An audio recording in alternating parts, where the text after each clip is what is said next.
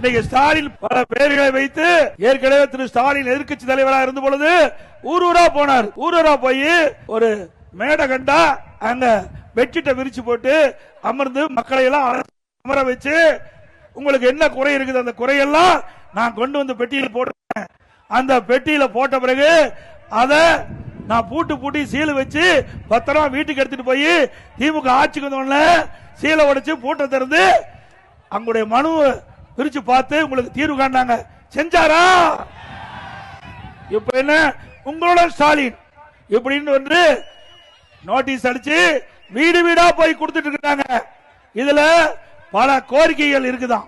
உங்களுக்கு ஏற்படுகின்ற பிரச்சனைய இதில் அடங்கிய இந்த நோட்டீஸ்ல அடங்கிய பிரச்சனையில நீங்க சொன்னா உடனே அதிகாரி வந்து தீர்க்க வைக்கிறாங்களா? இது நடக்கிற காரியமா?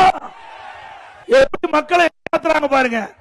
இன்னைக்கு ஏற்கனவே வாங்கின மனு என்னாச்சு? எல்லாமே ஆத்திர போட்டாங்க.